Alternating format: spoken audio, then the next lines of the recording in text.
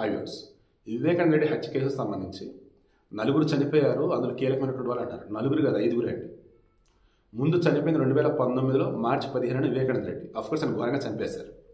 ఆయన నెంబర్ 1 కాదు, ఆయన నెంబర్ 0.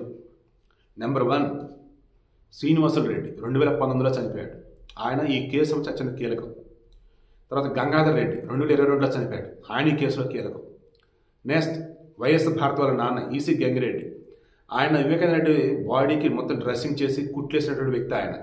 ఆయన చనిపోయాడు. ఆయన చనిపోయినటువంటి దానికి సంబంధించి కూడా ఇప్పటికీ ఒక మిస్టరీ. ఎందుకు చనిపోయాడు కూడా చాలామందికి తెలియదు. నెక్స్ట్ ఈసీ గంగిరెడ్డికి పక్కన ఉన్నటువంటి వ్యక్తి, తోడ్పడిన వ్యక్తి డాక్టర్, యువ డాక్టర్ అభిషేక్ రెడ్డి, అతను మనం చనిపోయాడు. అతను చనిపోయాడని చెప్పేసి వార్త కూడా ఇచ్చా. ఆల్రెడీ నాకు కన్ఫర్మేషన్ కూడా చేసిన జర్నలిస్ట్లే, మీడియా గ్రూప్ వాళ్ళే, వైసీపీ నుంచి అఫీషియల్గా వచ్చింది. ఆ తర్వాత వచ్చేసి లేదు ఆసుపత్రి ట్రీట్మెంట్ నడుస్తుంది అన్నారు. ఊరిబాబు ఎన్నికల మీద వీడియో తీసేశాను. తీరా చూస్తే 3 రోజుల తర్వాత ఆయన చనిపోయాడని చెప్పేసి వార్త ఇచ్చారు. తీరా చెక్ చేస్తే బాడీ మొత్తం నల్లగైపోయింది, ఎర్రగా ఉన్నటువంటి వ్యక్తి కూడా. అప్పుడు క్రాస్ చెక్ చేసి చాలామంది అఫీషియల్గా న్యూస్లు ఇచ్చేశారు. 3 రోజుల క్రితం చనిపోయినటువంటి వ్యక్తికి సంబంధించి ఈ రోజు చనిపోయిన న్యూస్ అసలు ఎందుకు ఇచ్చారు? 3 రోజుల క్రితం అఫీషియల్గా వాళ్ళే చెప్పారు కదా. అప్పుడు నాకు అనిపించింది మనం కరెక్ట్గానే ఇచ్చాము, బట్ అభిషేక్ రెడ్డి మీద ఉన్నటువంటి గౌరవంతో మనం తీసేసాం రా బాబు అని. But okay.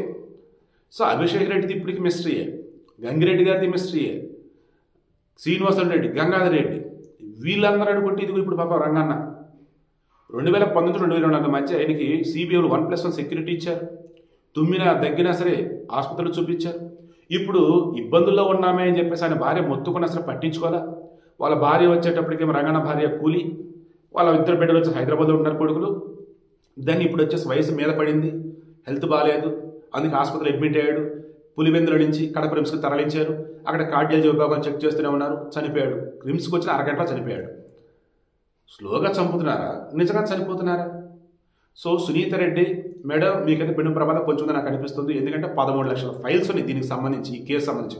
అందులో 13,000 ఫైల్స్ కూడా ఎక్కువ ఓపెన్ చేయాలి. 13 లక్షల ఫైల్స్ ఉంటే కేసు సంబంధించి మొత్తం 13,000 ఫైల్స్ కూడా ఓపెన్ చేయాలి. మొత్తం ఫైల్స్ ఓపెన్ చేస్తా కూర్చుంటే జీవితం అయిపోయింది, మొత్తం చేస్తారు.